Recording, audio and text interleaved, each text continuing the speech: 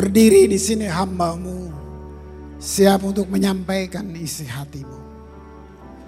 Dan aku mengaku bahwa apa saja yang ku pelajari, semua yang ku ketahui, baru berarti kalau aku mendapat kasih karunia-Mu. Terima kasih untuk pengurapan-Mu. Berikan kepada kami hati dan telinga seorang murid, supaya kami bisa mendengar dan mengerti akan firman-Mu. Lalu oleh pendengarannya kami memiliki iman, dan di atasnya kami hidup. Nama Tuhan dipermuliakan.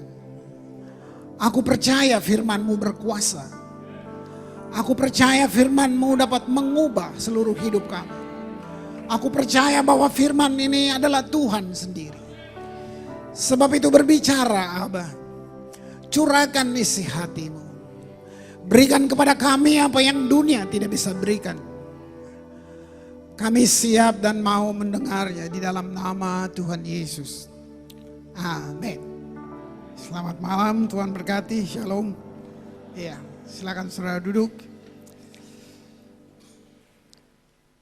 Alasan saya berdiri di sini bukan jadwal, gitu. Walaupun saya mungkin dulu saya datang gedung ini pertama diresmikan. Nah, jadi udah 20 tahun lebih kali ya. Nah, jadi saya berdiri di sini cuma karena alasan hubungan. Saya kenal gembala saudara, bahkan gereja ini belum ada gitu. Kita kenalan sejak tentara Jepang mendarat di lapangan Banteng dulu tahun itu kira-kira. Ya, jadi hubungan sangat penting. Hari ini saya nggak coba menggurui saudara, saya nggak coba bawa satu pengajaran yang aneh, tapi saya datang dengan hati membagikan sesuatu untuk saudara. Saya kasih judul New Seasons, satu musim yang baru. Bersiap untuk masuk dalam musim yang baru. New Seasons, ada new promise, ada janji. Tapi perlu satu yang bilang new focus. Fokus artinya kalau saya boleh terjemahan bahwa coba kita definisi ulang apa saja yang kita sudah tahu tentang ibadah, tentang kekristenan, tentang semuanya. Karena bisa aja kita sedang jalan tapi sudah terlalu banyak benalu-benalu yang masuk sehingga dia kebenaran sudah tidak lagi jadi benar gitu. Kelihatannya begitu ya, kita ada penyimpangan gitu. Nah, saya dasari ini semua dengan 1 Samuel 16 ayat yang pertama. Sudah lihat 1 Samuel 16 ayat yang pertama. Berfirmanlah Tuhan kepada Samuel. Berapa lama lagi engkau berduka cita karena Saul? Bukankah ia telah kutolak sebagai raja atas Israel? Isilah tabung tandukmu dengan minyak dan pergilah. Aku mengutus engkau kepada Isai orang Bethlehem itu. Sebab di antara anak-anaknya telah kupilih seorang raja bagiku. Udah sampai di situ. Sebenarnya kita baca seperti baca sejarah. Tapi saudara perlu dengar ada pesan profetik di dalamnya. Saya ngomong-ngomong dengan Pak Hani bahwa kalian pernah ngalamin satu masa gak enak. Tapi kalau enggak gereja ini tidak terbangun. Sama seperti saya punya pengalaman. Di saat Ambon tenang, 19 Januari 99, kota saya dibantai habis-habisan sampai 2005. Jadi saya menonton orang mati tiap hari. Gitu. Saya berdoa sudah sembarangan. Sudah. Jadi katakan teologi saya juga runtuh. Saya di titik nol dan sampai bilang Tuhan, secara doktrin saya masih percaya. Bisa gitu ya. Tapi kayaknya iman saya nggak ada. Kenapa? Kamu dengar bom di film mungkin. Saya tiap hari lihat itu. Tidak ada satu titik cahaya dalam rumah boleh nyala, nggak boleh ada TV nyala, nggak boleh. Berapa tahun coba, 4 tahun kita hidup kayak gitu. Nggak boleh. Mulai malam kalau saya nggak keluar, rumah saya dilempar. Saya harus keluar karena mereka tahu saya pendeta. Jadi lingkungan itu minta saya keluar untuk berdoa. Jadi semua di langit terbuka, nggak ada yang berani tinggal dalam rumah. Duduk. Yang ngantuk nanti pulang tapi orang laki di luar berjaga-jaga. Cuman kayak gitu. Jadi kita berdoa tapi seperti mana hasilnya? Nah itu kan, mana hasilnya? Nah saudara, itu yang kayak dia kikis semua. Makanya saya bilang ada belief system, ada sistem kepercayaan yang perlu dirombak, didefinisi ulang kembali. Didefinisi ulang kembali. Nah itulah yang buat saya merubah total. Apa yang saya pikir dulu saya tahu, kita perlu rubah total.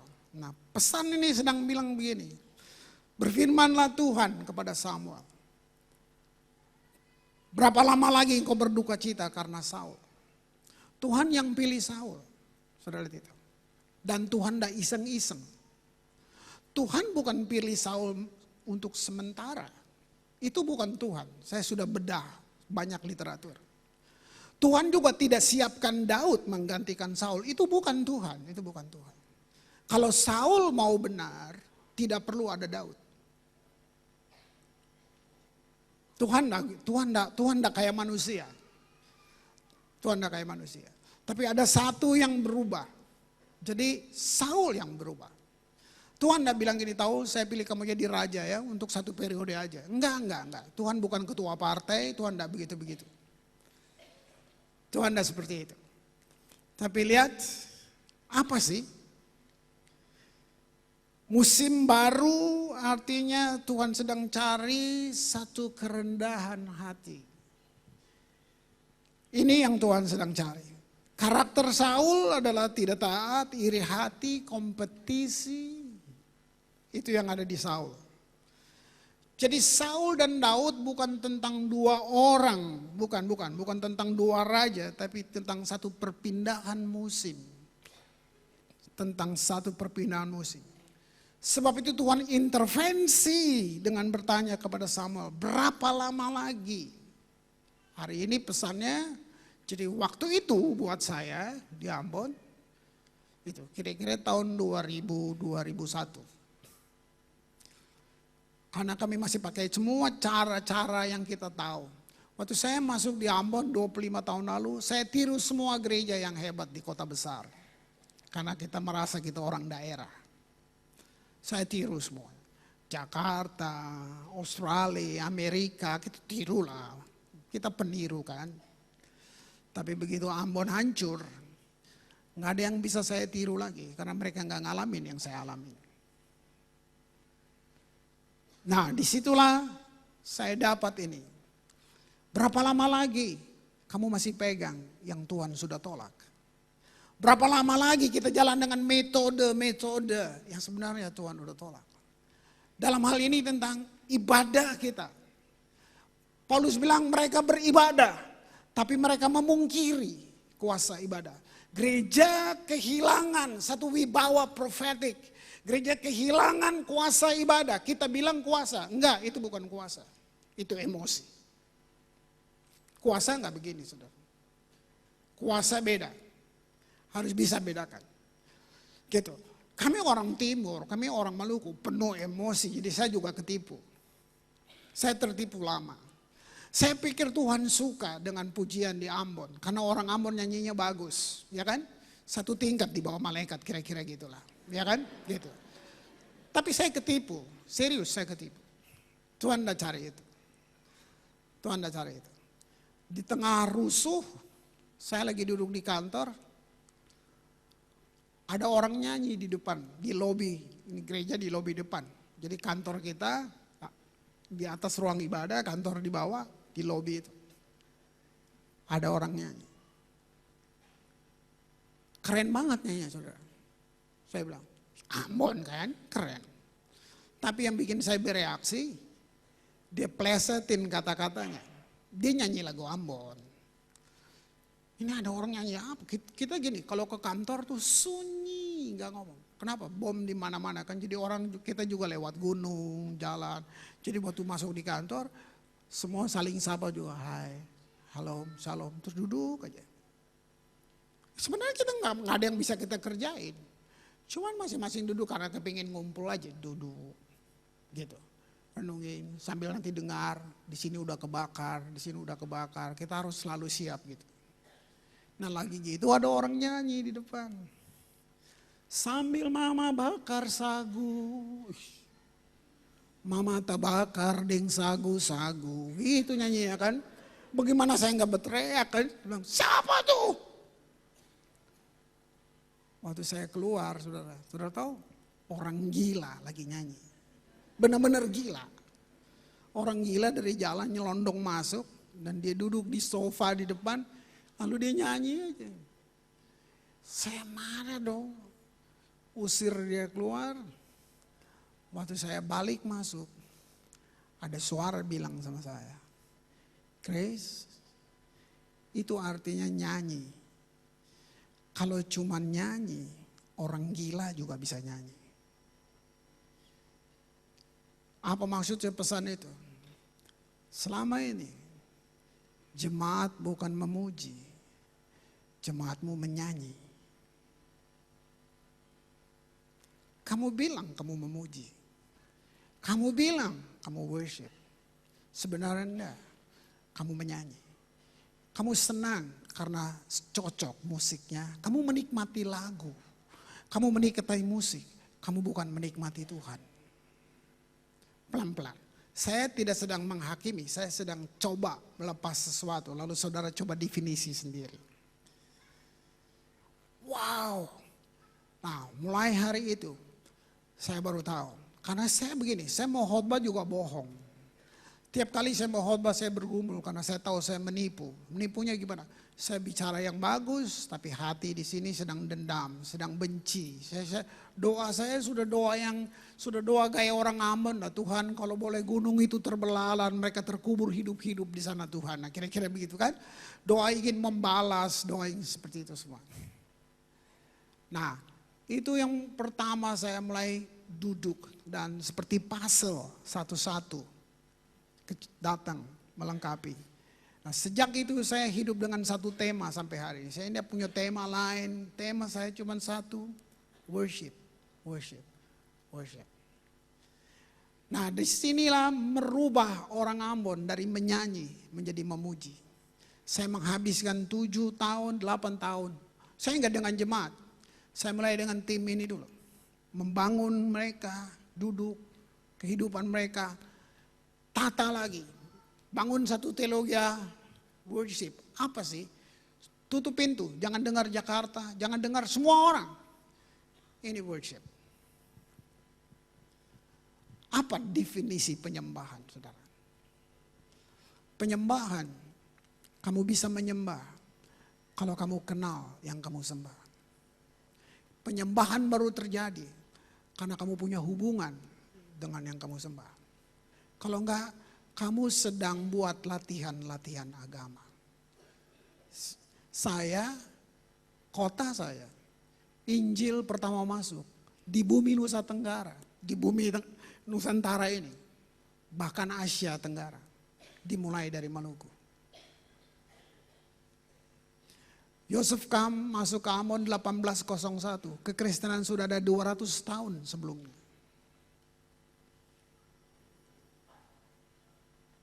Saudara, tapi kalau saudara lihat apa sih? Lihat Ambon, dengar Maluku, apa yang saudara lihat? Apa stigma tentang orang Maluku? Jelek semua. Iya kan? Tapi kekristenan dimulai di situ. Coba lihat. Jadi ini nih, apa yang kamu pegang yang Tuhan sudah tolak? Di situ saya Tuhan. Pelan-pelan. Nah merubah ini mulai dari hanya dengan saya punya tim worship, rubah mereka. Apa worship? Sorry, kamu kelihatan meriah, tapi kalian teatrikal tadi. Kamu tepuk tangan karena disuruh. Kamu angkat tangan karena disuruh. Kamu berdiri karena disuruh. Semua karena disuruh. kamu cacat penyembahan. Sorry to say. Kamu tahu dah, Tuhan tidak perlu di welcome di sini. Ini punya dia, rumah dia. Kamu mesti tahu, kamu sedang datang di sanctuary. Ini tempat dia. Kamu mesti tahu banget. Nah, ini understanding. Saya nggak bilang kamu berdosa. Tunggu dulu. Jangan merasa itu. Usir saya ya kalau saya menghakimi kamu usir saya. No, jangan. Tuhan sayang kalian. Saya cuma mau berubah belief system gitu. Belief system, ya kan? Karena saya sangat agamawi. Kami Protestan Calvinis. Dari kecil oma-oma kita udah ik wil naar de kerk. Coba lihat itu. Ke gereja. Tuhan gak suruh kamu ke gereja. Tuhan suruh kamu jadi gereja. Itu beda. Saudara. Jadi kita beragama. Dan itu enggak. Wah, itu musuh bagi Tuhan. Gitu. Saudara bisa lihat. Wah, pelan-pelan. Pikirkan satu hal ini. Tuhan meninggalkan kekekalan dari sorga ke bumi. Yohanes pasal 4 menulis Tuhan datang di bumi sampai di sumur Samaria, ketemu pelacur itu dan bilang gini. Pikir ya, Tuhan meninggalkan sorga, jalan ke bumi. Ada yang tahu jaraknya? Ada pendeta sih yang bolak-balik sorga bumi terus katanya gitu ya, gitu. Nah itu. Saya nggak pernah. Tapi bayangkan, Tuhan turun dari sorga ke bumi, lalu ketemu perempuan Samaria itu. Dan dia bilang ini, Bapak saya cari penyembah. Wow. Dia nggak bilang ini, Bapak saya cari orang paling kaya di sini. Dia nggak bilang ini, Bapak saya cari the best preacher, the best piano. Dia nggak bilang itu. Dia nggak cari orang hebat. Dia bilang ini, Bapak saya cari penyembah. Kenapa dia cari? Karena langka.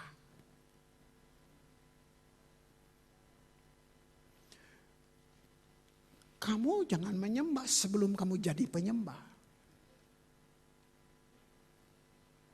Wow, saudara. Kenapa Tuhan tidak ngomong hal penting ini di sinagog, di bait Allah dengan ahli kitab? Kenapa Tuhan ngomong sama pelacur? Di sumur Yakub, sumur Samaria. Wow, saudara lihat. Perempuan ini bilang gini, nenek moyang kami menyembah di gunung ini. Kalau kamu baca Yohanes 4, Tuhan jawab gini, kamu menyembah yang kamu tidak kenal. Saya pakai diri saya aja, saya jangan bilang saudara. Saya sudah bilang, background saya Protestan Calvinis. Gereja saya waktu saya remaja di depan stasiun Gambir tuh. GPIB Immanuel. Gitu. Saya masuk ke gereja bukan karena senang nama Tuhan Yesus, enggak. Karena diajak, latihan vokal grup kita boleh enggak? Gitu. Jadi bukan Tuhan baik, enggak. Tapi Kristen. Yang saya tanya bukan, yang saya gini, cakep-cakep enggak di situ orangnya? Nah, lihat, masuk gereja kan gua? Masuk gereja. Saya belajar musik gereja, saya belajar di Yamuger, kan harus, kalau di Protestan harus. Itu, masuk di Yamuger. Jadi belajar, ikut paduan suara, tenor 1. Gitu. Tapi pada saya bilang, saya nyanyi, Yesus, Great Hallelujah, nyanyi, Handel, kita nyanyi, oh pelatihan. Nyanyi, firman Tuhan yang saya nyanyikan dong di gereja. Tapi dengar, firman tadi bilang, kamu menyembah yang kamu tidak kenal. Tuhan tidak butuh fans. No, kamu salah. Saya suka Barca, Barcelona. Saya boleh pakai kaosnya Messi. Tapi gue nggak kenal Messi, gue ngefans. Saya mungkin pada duit, gue pergi deh ke Barcelona, gue nonton Messi, gue teriak-teriak. Tapi Messi nggak kenal gue. Dia bilang, Chris lu datang ya, habis ini kita ngopi ya. Enggak. Saudara lihat itu. Nah Tuhan gak cari fans. Sorry, enggak. Tuhan gak cari itu. Tuhan bilang, barang siapa mengasihi bapaknya, ibunya, saudaranya laki-laki perempuan lebih daripada aku, dia gak layak. Itu kalau pemimpin partai, pasti kosong tuh partai, gak laku. Gak laku banget. Karena memang Tuhan gak cari itu. Gak bisa. Saudara gak bisa. Tuhan gak mau disembah karena disuruh. Gak bisa. Gak bisa. Berarti kamu belum kenal, kamu bilang kamu kenal. Ini kan bukan ruang pengadilan. Bisa enggak? Begitu musik mulai, bam, kamu berdiri aja sendiri. Kamu kan tunggu. Sama di Ambon, kaku banget, kaku banget. Baru saya ngerti ya tadi, saya menyanyi. Tapi saya menyanyi tanpa saya kenal dia. Saya ikut katekisasi. Saya pakai, bayangin. Gue masuk gereja, gereja saya masih pakai pipe orgel tuh. Kalau rusak teknisinya datang tuh dari Belanda tuh. Gitu. Jadi kalau saya masuk, enaknya kan di gereja boleh ngerokok. Jadi kalau masuk gereja, matiin rokok dulu di depan. Baru masuk. Begitu gua masuk, kudus mendadak gua. Sedap banget. Jalan pelan-pelan, lihat kiri sedikit, kanan sedikit. Nggak tahu siapa yang ngajar tuh, gua nggak tahu. Duduk, lihat-lihat, ada yang mengkilat nggak di sana? Saudara bilang, agama, tapi saya sedang rasa saya benar. Ambil permen pelan-pelan, takut dosa. Aduh. Gitu. Sepi. Kita di luar, wah gila lu, gua kira udah mati. Aku bayangkan ngomong kan gitu kan di luar kan. Kamu tahu gak kita di luar, wow apa kabar, wah udah lama. Begitu masuk gereja, saat teduh. Kamu lihat agama, kamu bisa lihat itu, kamu tahu bedanya. Yang ketawa artinya mengaku. Kita di luar, wow, seakan-akan Tuhan duduk pegang rotan. Lihat kita, apa yang bentuk kita dari dalam sampai itu. Gereja tenang, begitu jam mulai, pipe orgel, saudara. Waduh, kayak Dracula mau datang bentar lagi. Nah, dia dalam kemasan lain masuk juga di Charismatic Church. Kita yang bilang Pantekosta, yang semua masuk juga kemasan, tapi beda kemasan aja. Biar lama-lama teriakan haleluya jadi agamawi. Ibadah kita sudah jadi teatrikal, kayak pertunjukan. Jemaat bukan audience. Kita gagal secara teologis. Tahu nggak siapa yang jadi audience? Sorga menonton penyembahan dari bumi. Nah itu dia, itu saudara coba berapa menit? 30 menit kamu punya waktu worship di sini? Bisa nggak kita dedikasikan itu? Begitu agung, bukan agung, majesty. Dia raja. Wah saudara, kepala batu orang Ambon, aduh orang Ambon bilang, beta tahu, artinya belum tahu. Lihat itu, merubahnya, merubahnya gitu. Tuhan intervensi, berapa lama lagi? Apa yang kamu pegang yang Tuhan sudah tolak? Itu penting. Apa yang ada pada Daud sampai Tuhan menginginkannya? Pergi, cari anak Isai, Kamu tahu Daud karena ada Alkitab. Dulu nggak ada yang tahu Daud.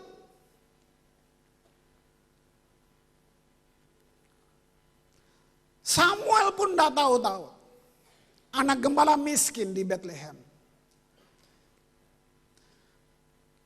Orang yang tertolak di rumahnya, bukan hanya tertolak, biasa tertolak. Beberapa referensi kasih tahu, meragukan apakah dia anak asli dari Isai. Takutnya dibilang, ya apa seperti kita bilang anak haram. Dari Mazmurnya dibilang, sekalipun ayah dan ibuku menolak aku. Jadi kita nggak ngerti. Kabar baik buat saudara, jangan takut. Nggak ada anak haram, yang haram emak lu, bapak lu. Jangan takut. Itu kabar baik buat kita. Kalau Tuhan mau pakai seseorang, dia nggak butuh riwayat hidupnya. Dia nggak minta CV kamu. No. Itu kabar baik buat saudara. Kamu lihat, orang yang nggak memenuhi syarat dalam segala hal adalah kebanggaan setiap laki-laki Ibrani kalau dia bisa jadi tentara. Daud ditolak, nggak memenuhi syarat. Kamu lihat. Tapi Tuhan buat orang ini luar biasa. Ini bagus buat kita, saudara bisa lihat. Makanya Tuhan tidak sama pendeta, nggak sama. Beda. Kalau curhat tuh jangan sama pendeta, sama Tuhan aja. Saya kan pendeta, saya perlu tahu. Saya boleh besar, tapi hati saya nggak ikut besar. Saya nggak siap lihat orang gagal. Saya nggak siap dengan kekurangan orang, itu jelek. Tapi mau dibilang pendeta, hamba Tuhan. Tuhan perlu cabut banyak dis yang di dalam saya. Ini perlu rubah itu. Kalau kamu bilang hambaku, kamu harus siap untuk semua yang hancur, yang nggak baik buat. Kalau kamu konseling, hamba Tuhan bilang, lalu itu bukan Tuhan yang ingin tahu, dia yang mau tahu.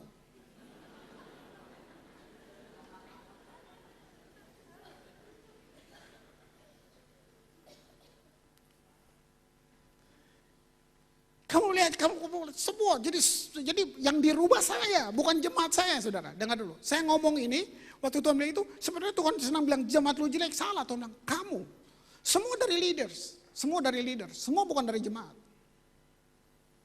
Jadi saya memulai itu, sebab itu saya mulai dengan tim saya, baru saya mulai. Saya bilang saya punya worship leaders. Ini worship yang saya mau. Kalau seluruh jemaat nggak nyanyi, kamu nggak salah. Tapi saya nggak mau ada satu komando kecil pun dari atas ini. Suruh. Seorang worship leaders bukan motivator. No. Itu pertunjukan nanti. Sebab penyembahan terjadi kalau kamu punya hubungan. Jadi bukan karena disuruh. Nah, saya bikin mereka aman, saya jamin dia sampai aman. Dia bilang. Jadi kalau lu gak nyembah, it's your problem. Itu masalah kamu, bukan masalah yang di atas ini. Saudara pikir, itu tanggung jawab. Tanggung jawab. Wow, nggak bisa disuruh, saudara. Satu-satunya, pikirin, ada satu aktivitas yang Tuhan izinkan berlangsung dalam kekekalan. Pikir baik-baik. Nggak ada seminar di sorga, nggak ada khotbah. Bayangin, cuma ada pujian penyembahan dalam kekekalan. Mungkinkah Tuhan izinkan aktivitas yang membosankan ada di sana? Coba pikir. Berapa lama kekal? Siapa bisa ukur kekekalan? Kalau kamu punya umur 1 juta tahun, itu baru permulaan dari kekekalan. Penyembahan berlangsung di situ. Jadi kalau kita udah punya understanding di bumi tentang penyembahan, takutnya lu gak betah di sorga nanti. Kita pikir ini pelayanan pelengkap gitu. Oh kan kalau kebaktian mesti ada nyanyi. Nah kita pikir gitu. Menurut kamu apa yang penting? Khotbah? Kamu rindu dengar khotbah. Tuhan dah rindu dengar khotbah. Loh saya ngomong ini karena saya gembala sidang. WL ketakutan. Kalau saya di bawah udah lihat gini, dia udah takut tuh. Ini si Pak Gembala kenapa mau naik khotbah ya? Karena memang gue lihat cepat. Gue mau khotbah nih. Sudah benar, itu benar. Jadi saya lihat gini, WL udah takut. Waktu saya naik, saya dengar suara. Kamu mau khotbah ya? Wah, saya perlu rubah banyak. Saya bertobat, berubah. Karena saudara, benar-benar. Gereja ada untuk 3 alasan. Gereja ada untuk dunia, karena dunia mesti diselamatkan. Gereja ada untuk kita, yang kedua. Gereja ada untuk kita. Kita disebut orang-orang kudus. Apa alasan ketiga yang penting? Gereja ada untuk Tuhan. Nggak main-main.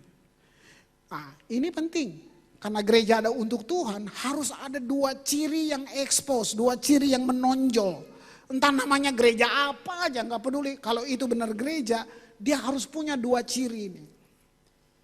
Holiness, worship. Cuma 2 itu, kekudusan dan penyembahan.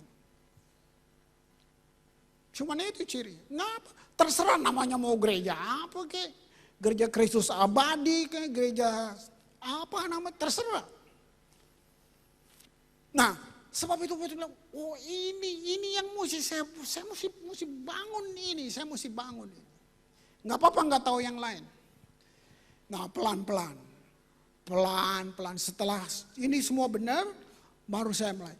Saya mau khotbah kelinci, mau khotbah apa aja, saya pasti ngomong worship. Karena mulai bawa jemaat. Sehingga kamu berespon tanpa harus disuruh. Itu keren. Sebab semua ini bukan motivator. Tidak. Kita feel, kita gagal. Nah pelan-pelan, saudaraku. Wow.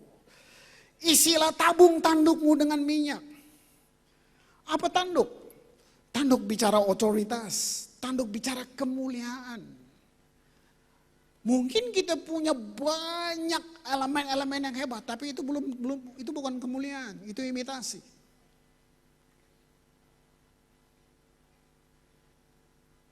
Gereja di Kisah Para Rasul berdiri 200 tahun, Alkitab nggak punya.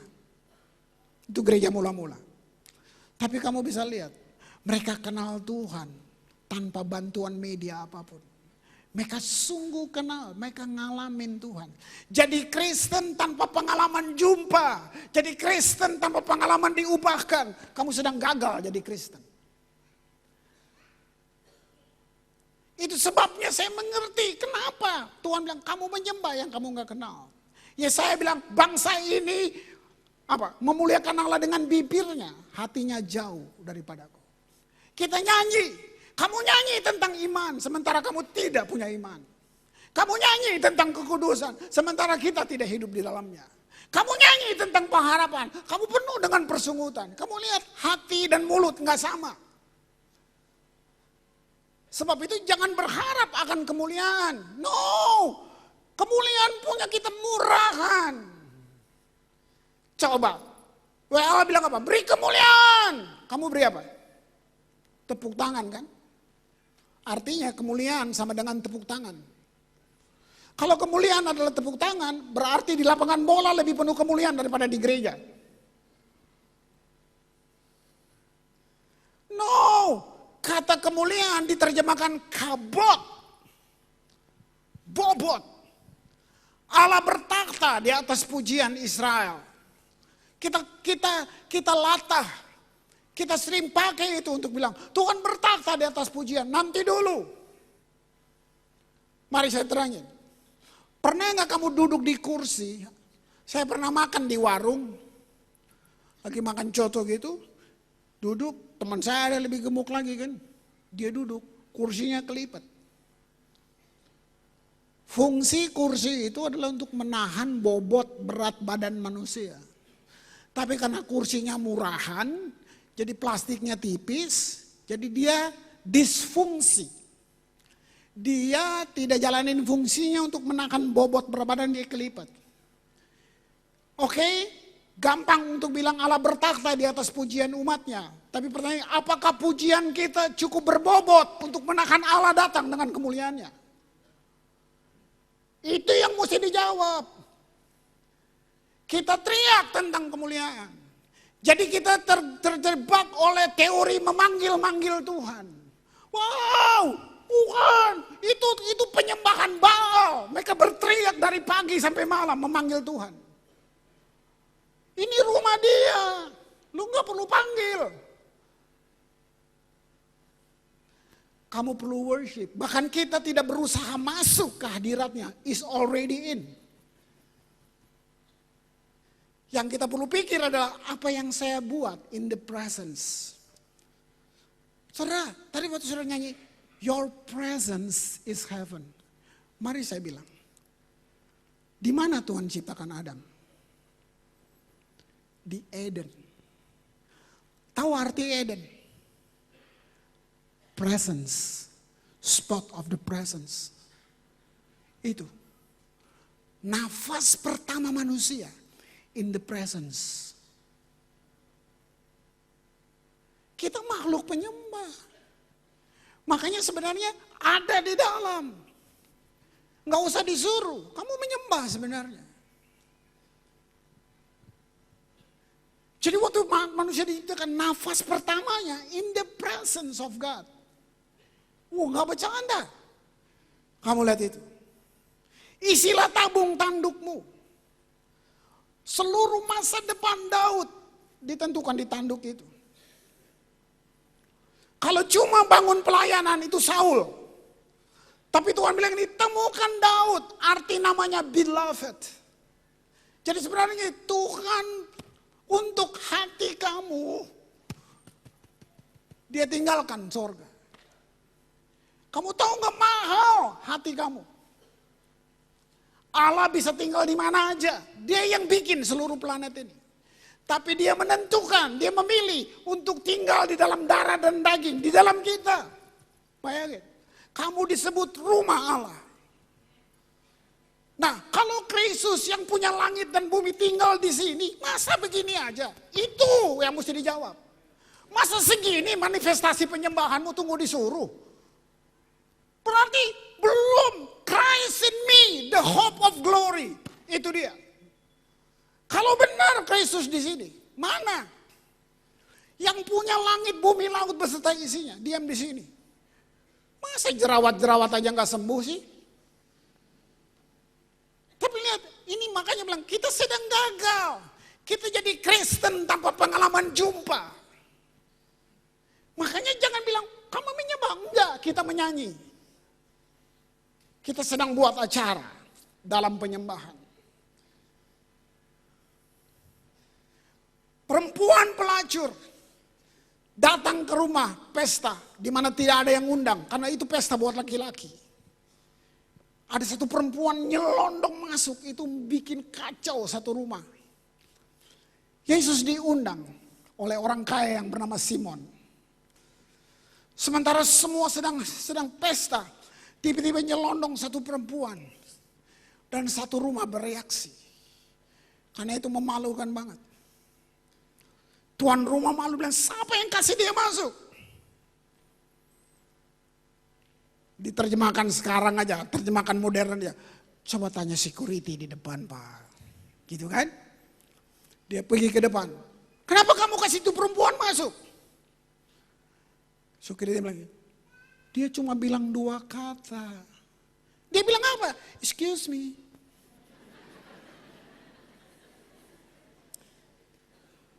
Apa yang bikin mereka bereaksi? Bukan cuma karena dia perempuan. Tapi mereka tahu siapa perempuan itu. Kamu lihat. Kamu bisa lihat sini religion spirit. Dan spiritual itu beda. Wow, mereka bereaksi. Wow, saudara dia masuk. Dia pecahkan buli-bulinya. Dia worship God. Dia buka rambutnya. Dia bersihkan kaki Yesus dengan rambutnya.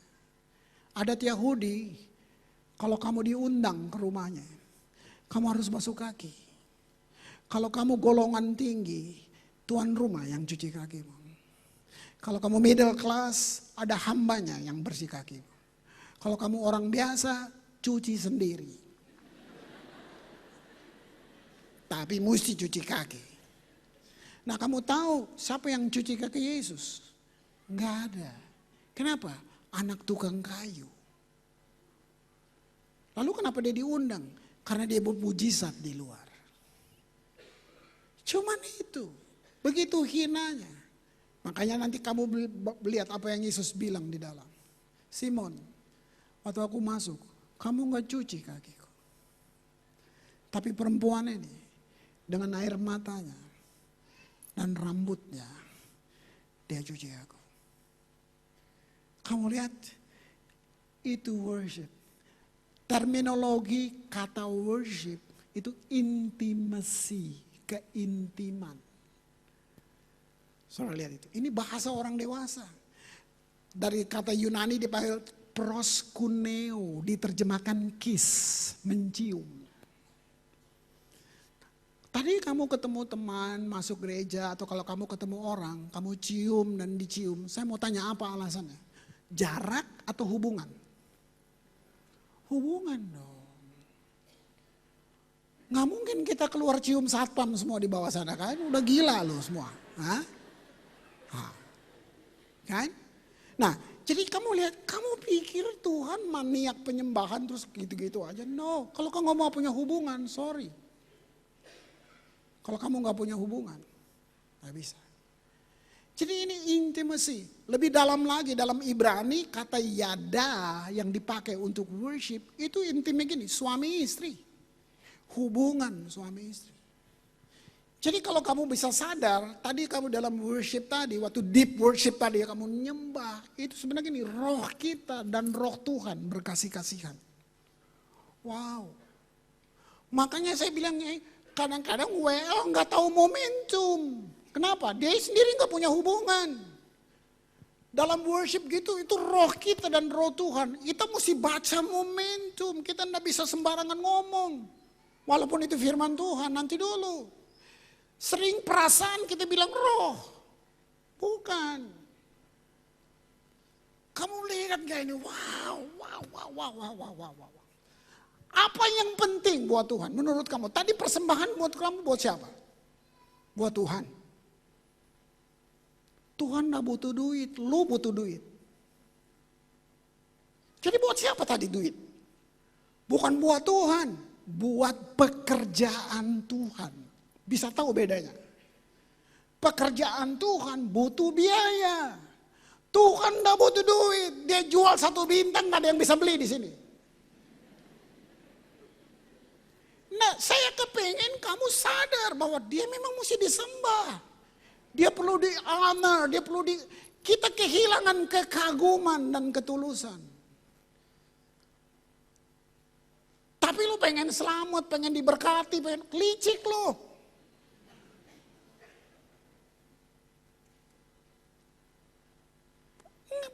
Benar. Coba lihat. Di semua gereja kalau persembahan doanya gitu. Saatnya kami beri yang terbaik. Are you sure lu kasih yang terbaik? Benar lu kasih yang terbaik? Lu udah pakai sebagian besar. Lu taruh 100.000 paling banyak tadi kok. Itu terbaik. Kita nipu Tuhan tiap minggu. Bahkan yang doa gak ngasih kok. Tiap minggu kita bohongin Tuhan. Gak ada yang terbaik. Kenapa gak doa gini Tuhan? Adalah kehormatan kalau kita boleh memberi bagi pekerjaanmu. Sebab uang ini juga dari Tuhan kok. Itu lebih jujur. Kita pikir Tuhan bisa dimotivasi dengan doa-doa begitu. Kami beri yang terbaik. Tuhan mana yang terbaik? No, kamu gak pernah beri yang terbaik. Yang masuk akal, kamu beri yang terbaik adalah ucapan syukur. Itu masuk akal. Sebab itu setting hatimu dari rumah. Saya ke gereja untuk memberi, bukan uang. Beri ucapan syukur.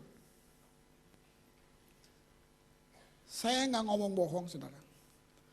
2004, 99, kerusuhan.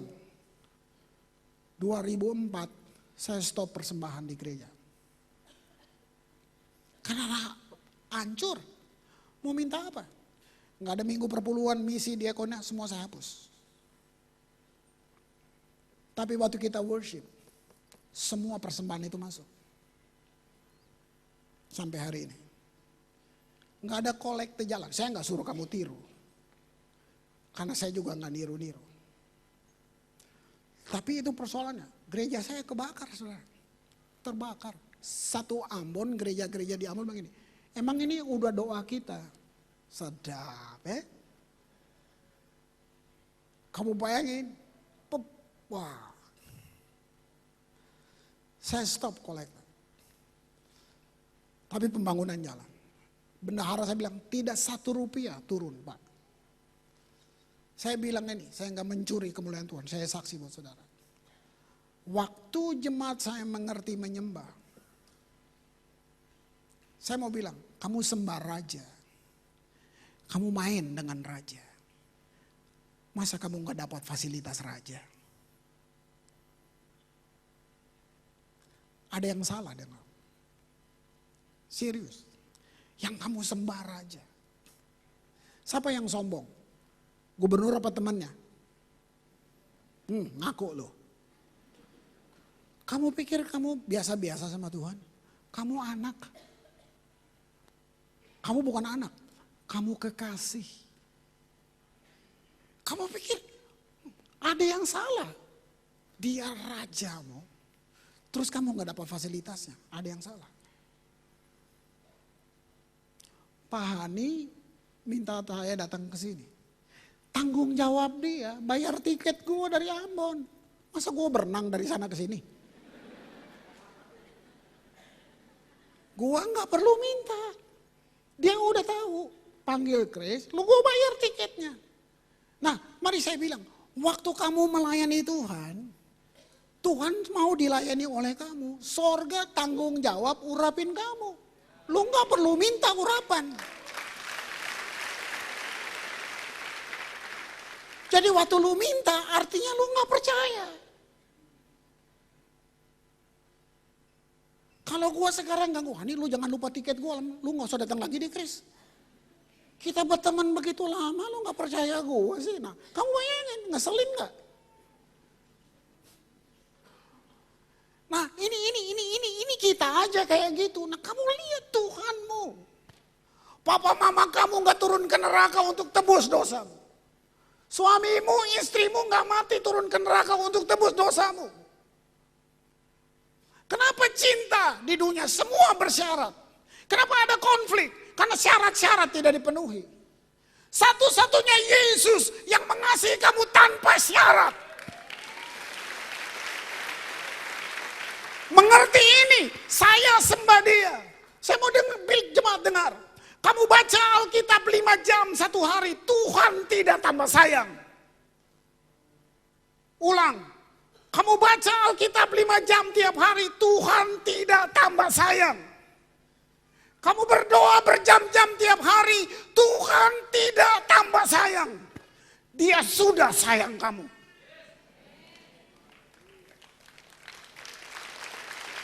Yes. Yes.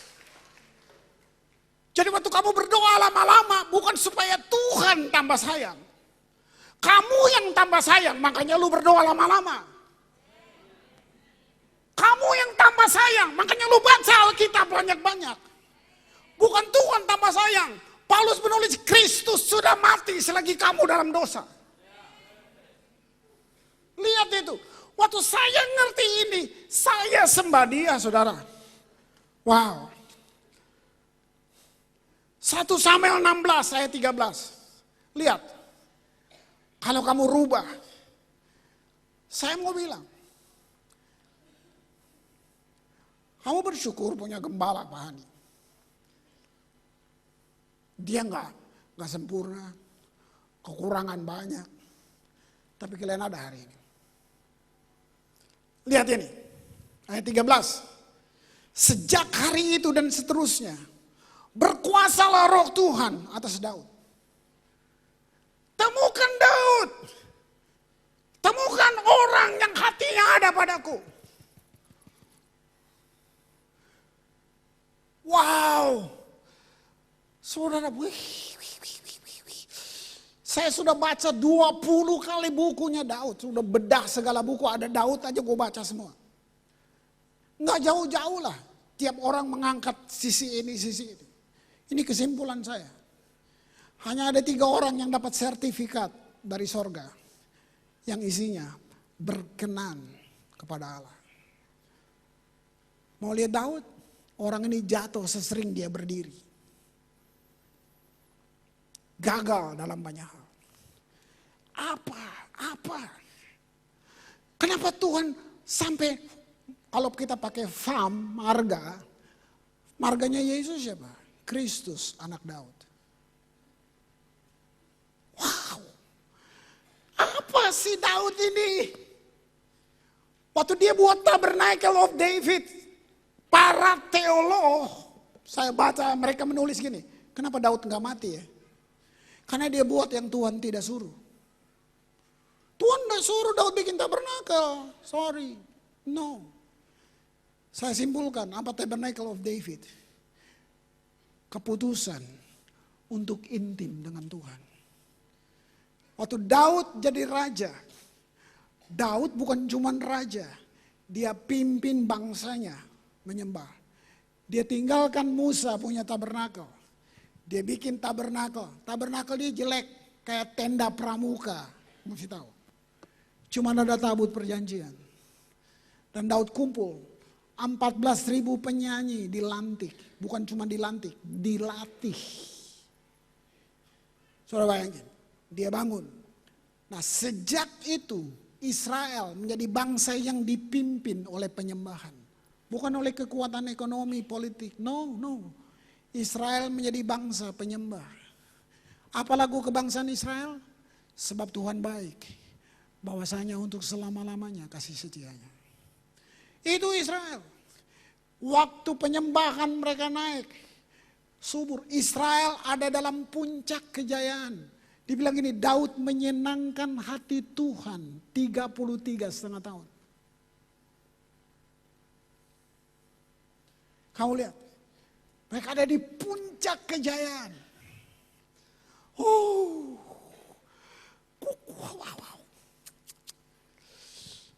Papanya bilang ini, Daud, tolong bawa roti buat abang-abangmu ini. Mereka lagi perang. Kamu lihat orang penyembah. Dia masuk. Israel dibilang ini, Israel dihina 40 hari. Tarbantin berubah menjadi hutan lembing. Goliat 6 hasta tingginya. Sedang menghina Israel 40 hari. Saul di mana? Dalam tenda ketakutan. Daud cuma datang bawa donat buat abang-abangnya. Nah, kayaknya Daud dari Batak nih gua rasa. Dia datang. Kakak-kakaknya lihat dia. Dia sementara lihat Israel dihina. Saul, tentara Israel, nggak ada satu pun yang berani. Saul bikin sayembara. Kalau ada yang berani kalahin Goliat, bikin sayembara, dapat Alphard 1. Nggak ada yang daftar. Kasih sayembara, nggak ada yang daftar. Sebentar Saul keluar tanya, ada yang daftar? Nggak ada Pak. Udah tambah dia, jadi mantu gua. Tambah. Nggak ada yang daftar. Tiba-tiba Daud datang. Pengawal masuk. Bapak Raja, ada satu yang daftar. Siapa dia? Ketua Pemuda Tabga dari Batam. Hah? Berani? Kayaknya dia patah hati, jadi dia nekat sekalian bunuh diri katanya. Hah? Saudara, kenapa? Saudara tahu waktu Saul keluar, Daud kecil. Saya terjemahin sekarang aja kan. Saul lihat dia. Anak siapa? Anaknya Om Isai. Hah? Berani? Pernah jadi sekolah akabri di mana? Di Magelang atau di West Point? Di hutan Om. Hah? Ada sekolah di situ. Kamu tahu saya kenapa gini? Kamu tahu ini namanya apa? Intimidasi. Pernah perang? Di mana? Afghanistan? Di mana? Udah pernah? Pernah ke Irak? Pernah. Kamboja mungkin. Apa spesialisasi senjatamu apa? Bom bunuh diri? Apa? Kamu lihat? Saul kasih keluar. Ketepel. Hah? Masih ada kayak gini? Ada. Kamu lihat? Kompetensinya diragukan. Itu yang terjadi iblis buat dengan kamu. Hah? Lalu belum pernah perang. Tadi sebelum kesini singa 2 mati. Cius. Lu apain? Kamu dengar natural banget. Kamu apain? Apabila ada singa yang datang mengganggu dombaku, aku mengejarnya. Kalau gua nonton film orang dikejar singa.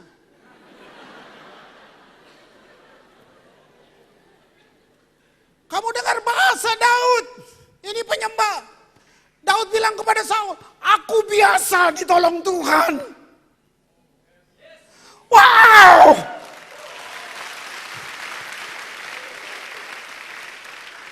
Sebab hambamu biasa ditolong Tuhan. Itu harus jadi heart experience kamu. Aku tarik janggotnya. Saul lihat. Sini. Di rumah ada tiang listrik nggak? Kamu lihat tuh orang. 6 hasta. Daud ini. Kamu lihat jarinya. 24. Jempol semua.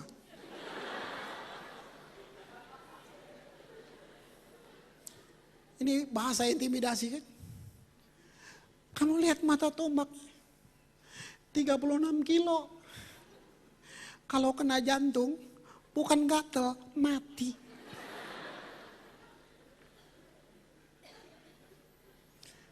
Terus kamu lihat Daud.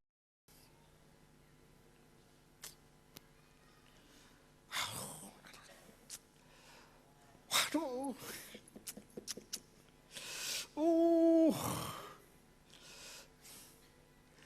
Dua hal lagi. Saya tutup. Mari. Daud pimpin. Waktu dia jadi raja. Dia pimpin tabut Allah kembali. 2 Samuel 6 ayat 1 dan 2. Daud mengumpulkan semua orang pilihan di antara orang Israel. Singer, dengar saya bilang. Kamu appointed singer. Kamu mungkin bukan artis. Nggak usah. Kamu appointed singer. Orang nggak kenal kamu, sorga kenal kamu. Ingat itu. Kalian bukan anak band. Anak band tuh di luar sana. Kamu imam musik. Kamu mesti tahu itu nilai kamu. Daud pilih. Dia kumpulkan orang-orang itu. Nggak sembarangan saudara. Ya, 30.000 orang banyaknya. Kemudian bersiaplah Daud berjalan dari Baale Yehuda dengan seluruh rakyatnya yang menyertainya, mengangkat dari sana tabut Allah yang disebut dengan nama Tuhan semesta alam. Kalau kamu jemaat dengar, kamu mau jadi orang yang sama-sama angkat tabut Allah, saya beritahu, saat itu Tuhan buat perjanjian dengan kamu.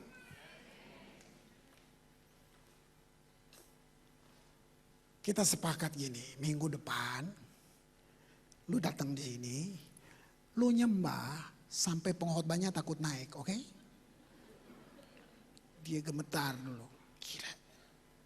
Kira sorga turun. Kamu mesti gitu. Sampai orang bilang gini, this is the singing church. Udah pernah ke Batam belum? Gereja apa tuh?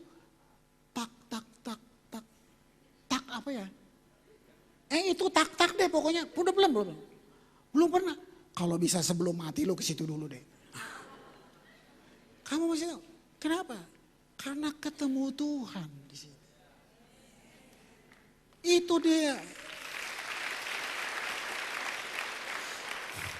Wow. Dengar. Di dalam ruang Maha Kudus, imam masuk bawa dua benda, api dan darah. Darah itu grace, penebusan. Jadi darah itu yang buat kita bisa masuk. Kamu tahu belum pernah terjadi dalam sejarah Israel. Daud melanggar semua peraturan keimamatan. Makanya ditulis gini, kenapa Tuhan tidak bunuh dia? Apa langgarnya? Dia rubah korban bakaran dengan korban pujian. Setiap 6 langkah, satu sapi dipotong. Setiap 6 langkah, satu sapi dipotong. Bayangkan berapa belas kilometer perjalanan itu sampai ke Yerusalem. Mereka imam-imam bawa tabut Allah. Bukan cuma darah, tapi dibilang gini, lumpur darah. Mereka berjalan dalam lumpur darah. Nah jalan itu secara teologis dibilang ini, bloody worship. Di situ Daud menari kayak orang gila, Saudaraku, wow. Saya belum pernah lihat seperti itu. Perempuan berdosa tadi, dia nyembah Tuhan. Dia pecahin minyak narwastunya. Saudara tahu, Yudas bilang gini, 300 super pieces of more. Itu uang bisa kasih makan orang miskin. Berarti banyak. Itu pemborosan, kata murid-murid. Mari gue bilang, penyembahan itu boros, saudara. Perempuan ini pecahin. Kenapa? Dia tahu, gue pelacur. Gue mesti mati, dirajam. Cuman orang ini yang bisa ubah nasib gue. Dia nyembah. Tahu gak, setelah Daud, perempuan ini menyembah satu penyembahan yang belum pernah dilakukan di Israel. Dia nyembah, dia basuh, dia berdosa. Murid-murid diskusi. Tuhan gak tahu dia siapa. Andreas bilang, dia kan pelacur. Yakobus bilang, kok lu tahu?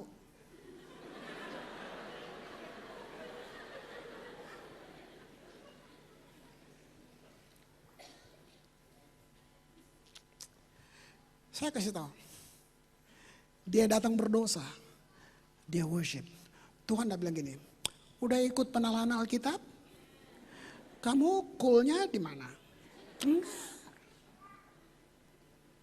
Kamu baca, Lukas catatnya. Tuhan cuma begini, perempuan, dosamu diampuni. Aduh. Dia datang berdosa, pulang kudus. Tadi di Samaria, pelacur itu bilang gini, Tuhan kasih air itu dong, gue mau. Mari saya kasih tahu. Kalau kamu senang belajar, coba kamu pelajari. Penginjil pertama wanita di perjanjian baru. Pelacur Samaria. Gak ada murid-murid. Satu kota dibawa ke Yesus. Kenapa Tuhan jadikan pelacur alat peraga tentang penyembahan? Kalau penyembahan itu intim, pelacur ngerti apa itu intim. Terakhir ya, terakhir. Terjemahan The Message, tadi saya sudah kasih catatannya di situ. Mazmur 34, ini. Di bahasa Indonesia enggak gini, 34 ayat 7 sampai 9 gini. God's angel set up a circle of protection around us while we pray. Kawan, waktu lu doa, malaikat buat protection.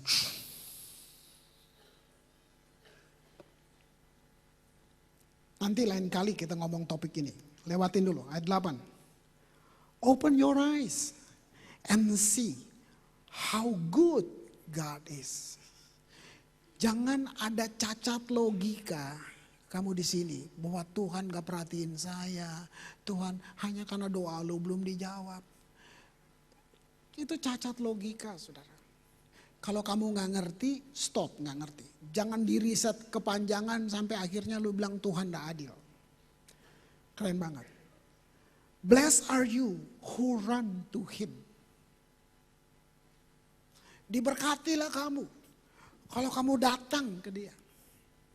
Bukan lari, even lu dalam keadaan salah. Kamu jatuh, kamu masih bisa jatuh. Mari saya beritahu, pengampunan datang secepat kamu tarik nafas. Cuma pendeta yang bilang, besok balik lagi ya. Nah kalau lu mati ntar malam. Kamu lihat bedanya? Nah ini ayat yang terakhir. Mari singer, mari kalian worship team, mari. Mari. Lihat ayat yang terakhir. Wow, keren banget. Mari. Kalian bisa baca ini. Lihat. Worship God if you want the best. Keren gak? Kalau kamu mau yang terbaik. Gak ada yang lain.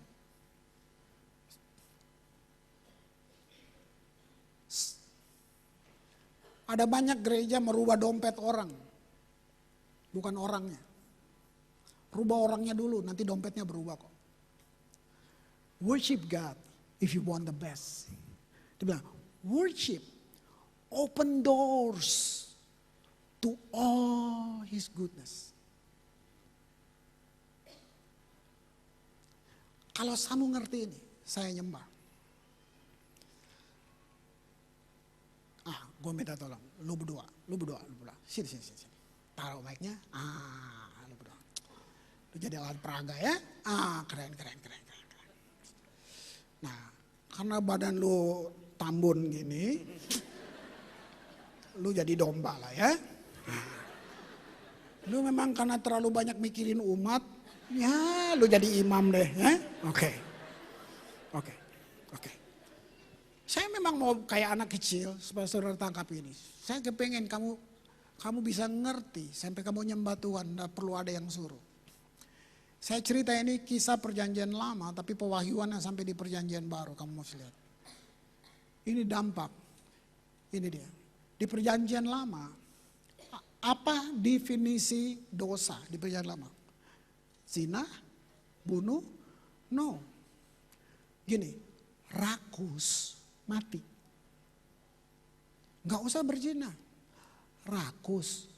Gak ngerti rakus. Bahasa Ibraninya galojo. Nah itu.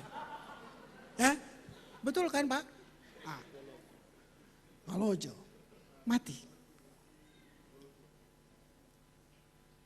Jadi jangankan saya sampai mulu. Rakus mati. Setiap kali saya berdosa. Udah gak ada cara lain. Saya mati. Untuk saya diampuni. Saya harus bawa domba kepada imam.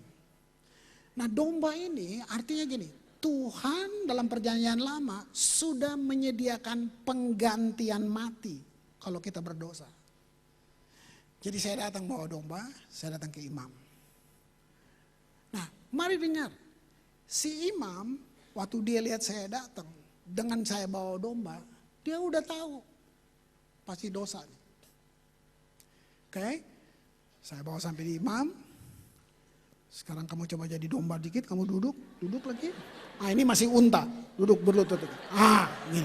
Nah, kamu lihat, kalian lihat apa yang saya mesti buat dengan dia. Dengar ya, imam ini nggak konseling saya nggak dikonseling, saya nggak diperiksa. Dia nggak tanya gini, lu tadi malam ngapain? Kegatelan lu, ngapain lu? Judi, seks, enggak. Dia enggak. Karena baca Perjanjian Lama bilang gini, saya nggak diperiksa. Yang diperiksa dombanya, cacat nggak? Kalau kamu ngerti ini, wow. Kamu lihat, kalau gereja kita dihakimi. Bukannya orang pahit sama gereja. Kamu lihat, enggak baca Alkitab. Saya nggak pernah ditanya sedikit. Pasti mati kok. Nggak usah tanya, mesti mati. Yang bilang, periksa, ada cacat nggak? Nah lu periksa. Periksa. Acak-acak dia.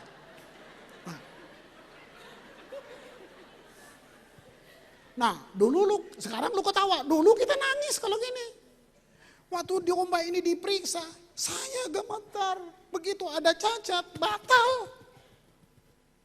Batal. Jadi saya tunggu. Nah, setelah dia bilang oke, belum selesai. Saya yang tadi malam bikin dosa. Saya taruh tangan di atas domba. Ini prinsip penumpangan tangan. Artinya seluruh perbuatan saya, gua pindahin ke situ. Dia nggak ngerti. Dia terima nasib. Ini pengganti mati. Begitu saya tumpang tangan, dosa saya pindah. Dia dipotong. Makasih domba. Semoga amal ibadahmu diterima di sisi Allah. Tahu gak? Itu yang Yesus buat untuk kamu. Tangkap ini. Besok pesawat pertama gue pulang. Memang gue harap lu gak usah panggil gue lagi ke sini. Gue udah marah-marah lu terus soalnya. Yesus bukan mati untuk kamu. Ulang. Yesus gak mati untuk kamu. Yesus mati sebagai kamu.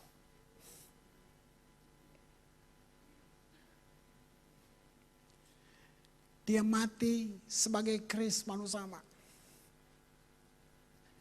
Dia mati sebagai kamu. Supaya waktu Tuhan lihat kamu, Tuhan lihat anaknya Yesus di dalam kamu. Mau gak kamu menjadi satu-satunya Daud malam ini? Yang datang ke dia. Terpaksakah kamu bilang I love you? Saya pengen Tuhan ketemu heart of David. Hati Daud. Gereja ini bukan 2 tahun. Gereja ini udah 20 tahun lebih. Perjalananmu panjang. Nasib bangsa, nasib kota. Bukan di doa syafaat yang sepotong tadi. Sorry. Itu ritual buat gua. Kalau tiap bangku kita worship God. Ada harapan buat kota. Karena gereja punya Tuhan. Yuk. Nanti Pak Gembala akan berkati saudara. Saya mau Pak Gembala, jangan dari saya. Tapi coba, sekarang kita nyembah dia. Ya, kamu pilih, kamu nyanyi. Prakteknya gini. Jangan dia suruh. Dengar dia nyanyi. Kalau lagu itu ngomong sama kamu. Kamu berdiri. Kamu ekspresikan. Gak usah malu sama orang di sebelah. Lu gak minta beras sama dia kok. Ini tentang saya dan Tuhan. Ekspresikan. Kamu yang di atas, yang di bawah. Coba mulai latih. Gak harus ada komando. Saya mau berdiri sendiri. Dia yang kasih nafas. Dia mati bukan untuk saya. Dia mati sebagai saya. Gua gak bisa balas Tuhan. Lu mau ngomong, lu keren Tuhan, terserah kamu mau ngomong. Ekspresikan. Kamu lihat, kalau kamu anak, bahkan lu gak perlu minta. Dia berkati kamu. Yuk, kita sepakat. Kita orang yang mau angkat tabut, artinya memuliakan dia. Walaupun ini cuma 2 menit, 3 menit. Mari kita praktek. Silakan.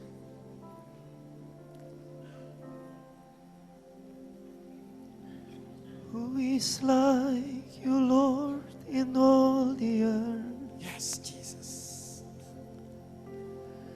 Matchless love and beauty in this world. Nothing in this world can satisfy. Jesus, you're the cup and water dry. Who is like you, Lord, in all the earth? Matchless love and beauty in this world. Nothing in this world can satisfy. Jesus, you're the cup that runs dry. Your presence is heaven to me.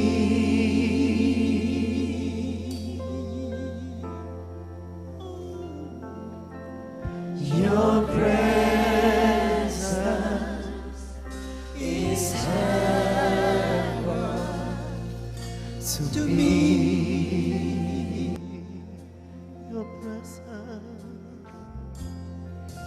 Your presence is heaven to me.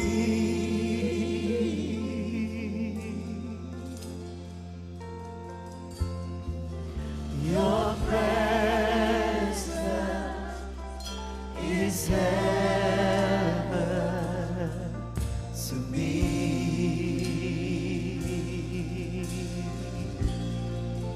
Jesus, oh Jesus, oh Jesus, your presence is heaven to me.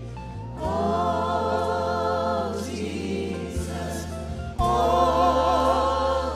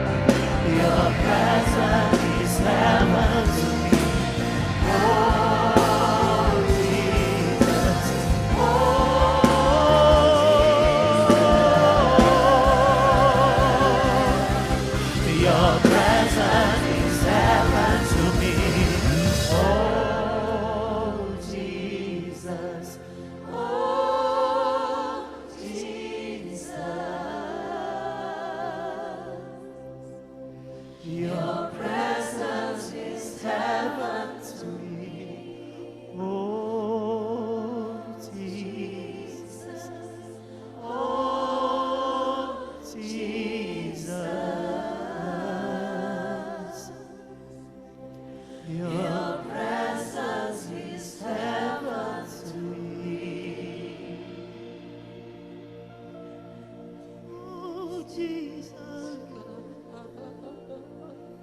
your presence,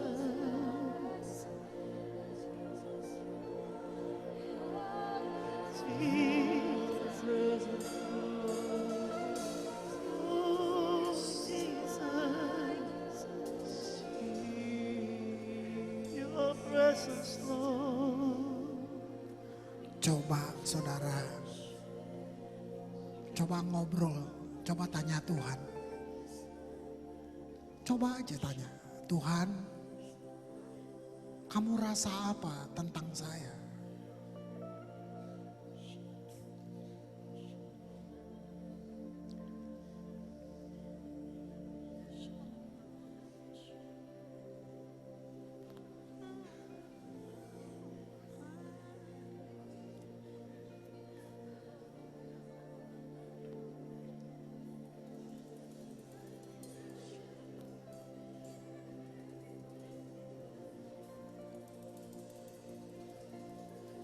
I feel Jesus.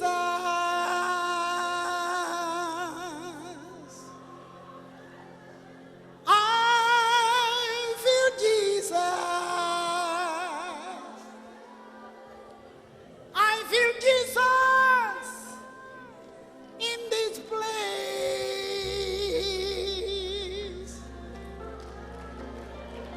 Yes, my soul does.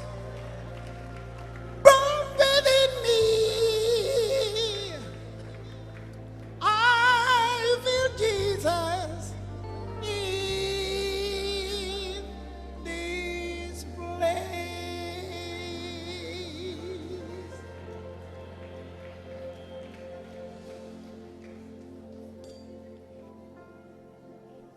Saya bernubuat, waktu kamu mulai dari sekarang, lihat 3 bulan dari sekarang. Ada banyak kesaksian yang luar biasa dari saudara di sini. Orang akan mendengar tentang nama Tuhan yang besar dari gereja ini. Orang akan mendengar, orang akan datang. Bukan hanya apa yang indah di Batam, tapi orang akan datang karena ada Tuhan di sini. Orang mau lihat perbuatan-perbuatan yang besar. Aku memanggil utara, selatan, timur, dan barat. Aku memanggil berkat Samudra Raya.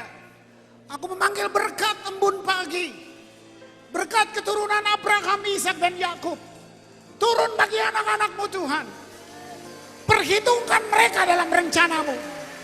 Bawa mereka untuk menggenapinya. Terima kasih Tuhan. Perhitungkan Bapak Gembala di sini dengan segala visinya yang Tuhan sudah taruh untuk mempenetrasi kota ini. Kota ini akan dengar dan melihat karya Tuhan yang nyata. Terima kasih Bapak. Nikmati penyembahan anak-anakmu. Ambil untukmu Tuhan.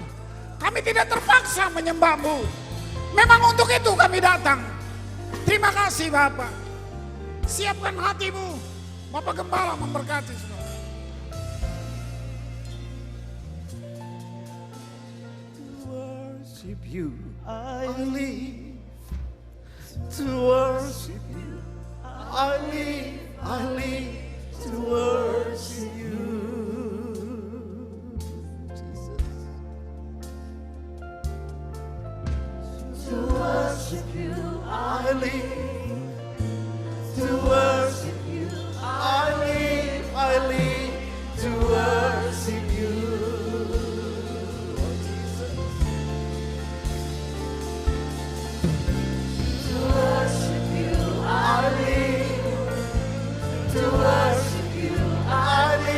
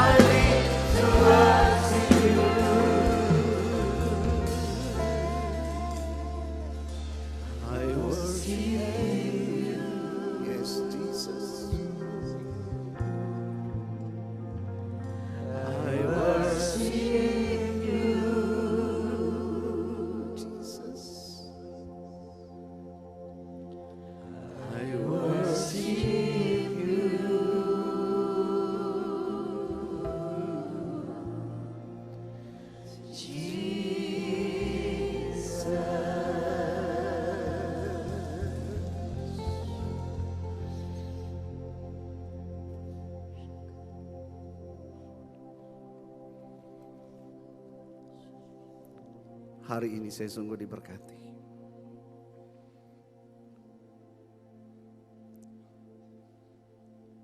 Tadi pagi 2 kali saya dengar tentang worship. Dan saya tahu Tuhan menjawab apa yang menjadi pencaharian saya. Untuk kembali menemukan tentang worship. Bung Kris, Tuhan bawa Bung Kris tepat pada waktunya. Sebelum beliau akhiri, tiba-tiba ada satu dorongan yang kuat dalam hati saya. Kamu baca terus ayatnya. Dan saya tersentak. Tuhan bilang, kemanapun Injil diberitakan, apa yang dilakukan oleh perempuan sundal itu akan disebut untuk mengingat dia. Hari ini saya belajar tentang apa yang dilakukan oleh perempuan itu.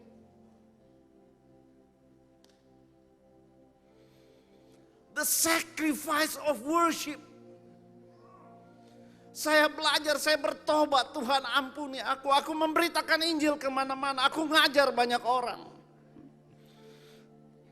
Tapi hatiku tidak memiliki hati seperti perempuan itu. Ada worship di dalamnya. Pantesan. Sejak tahun yang lalu para pemusik tahu. Ada satu penasaran. Saudara, saya tahu, saya percaya. Ini yang Tuhan mau. Kita semua jadi worshiper. Bukan hanya ini. Tapi setiap kita jadi worshiper. Tuhan, inilah doaku Tuhan.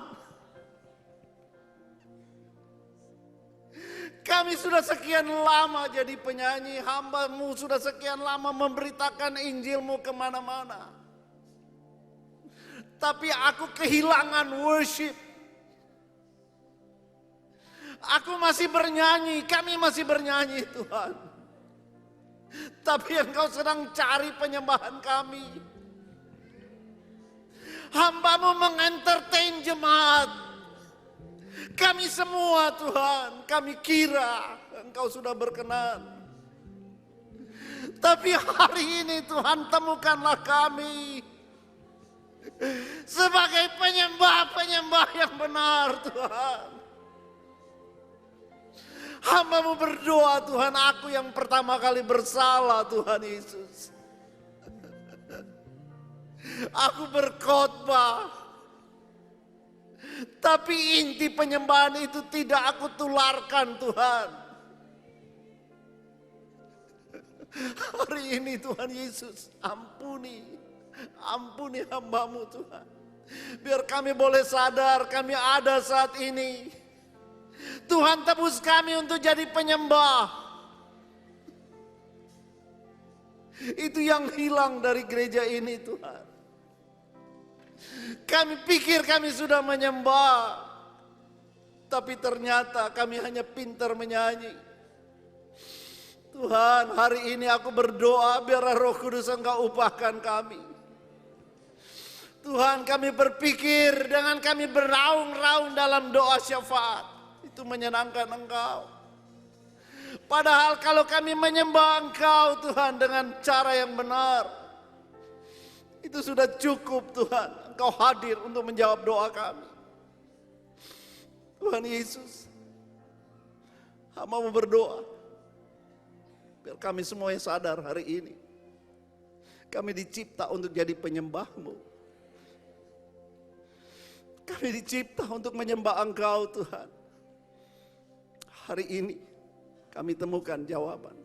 Dan aku berdoa Tuhan untuk semua pelayan-pelayan yang melayani bersama-sama dengan hamba-Mu. Apapun kami lakukan, kami tidak kehilangan makna seorang penyembah. Kami lakukan dengan sacrifice. Juga jemaat Tuhan. Aku berdoa hari ini Engkau sudah mengajarkan kami. Biarlah mulai hari ini, setiap hari ketika kami datang kepadamu, kami datang dengan hati seorang penyembah. bukan hati pengemis yang datang dengan daftar permintaan. Tapi kami datang kepadamu untuk memberi penyembahan kami, Tuhan. Penyembahan kami. Terlalu lama kami menjadi peminta-minta kepadamu. Hari ini Engkau sudah mengajarkan kami untuk memberi penyembahan itu. To worship you, I live. To worship you, I live to worship you. Oh yes, Jesus. To worship you, I live. To worship you, I live to worship you.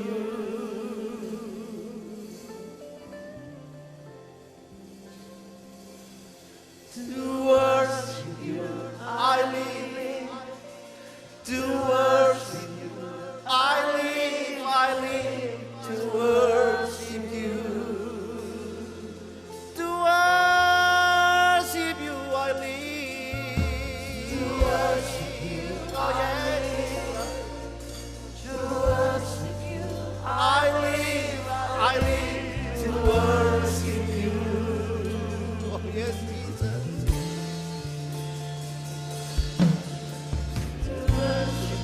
I live to worship you. I live to worship you. To worship you. To worship you. I live to worship you. I live to worship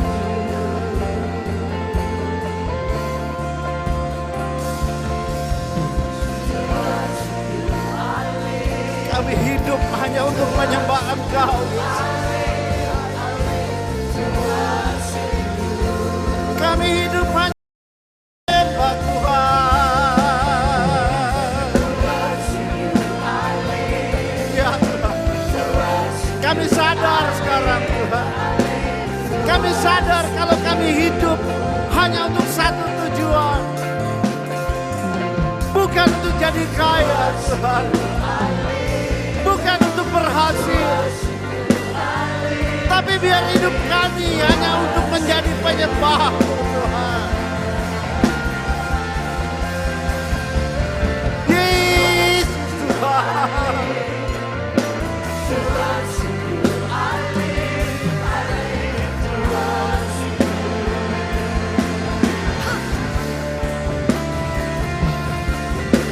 To worship you, I live.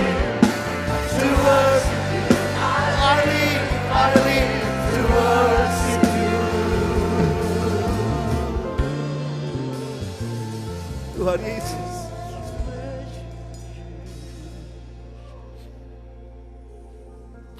andai kata dari dulu kami mengerti Tuhan, hidup ini kalau kami jadikan penyembahan untuk Engkau, apa sih yang kami cari yang tidak akan menyertai kami? Engkau sudah berjanji Engkau akan perintahkan berkat mengejar kami.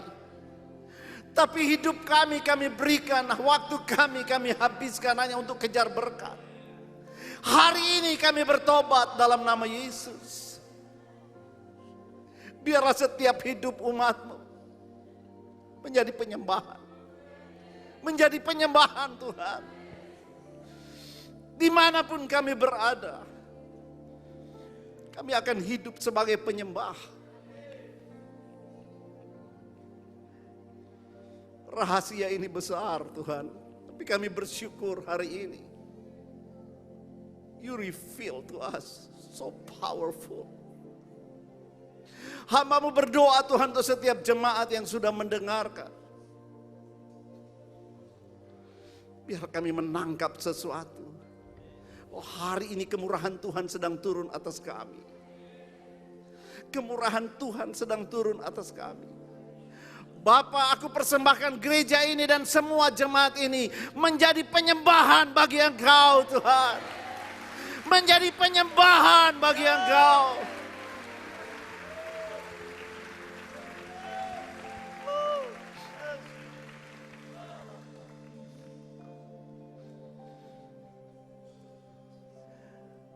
I worship you.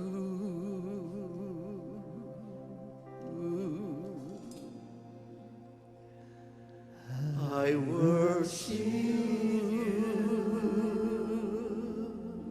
Jesus. I worship you,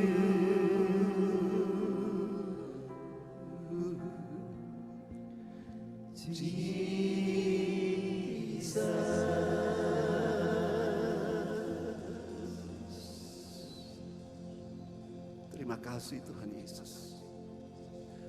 Kami sungguh diberkati malam hari ini. Thank you Jesus. Hamba-Mu serahkan umat-Mu ke dalam tangan-Mu. Aku tahu firman-Mu sudah mengubahkan kami. Fokus goal tujuan hidup kami hari ini berubah.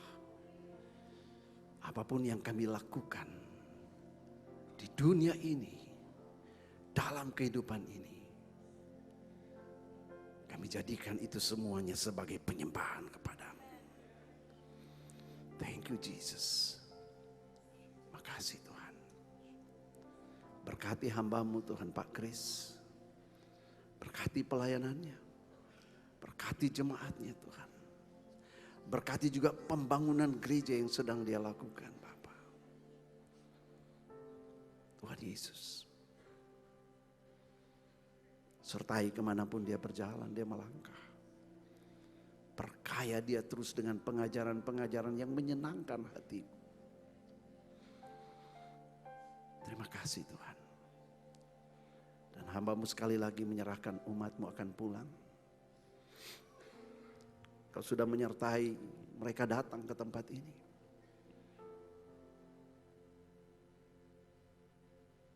Sekarang mereka akan pulang. Biarlah penyertaan Tuhan yang sama menyertai mereka.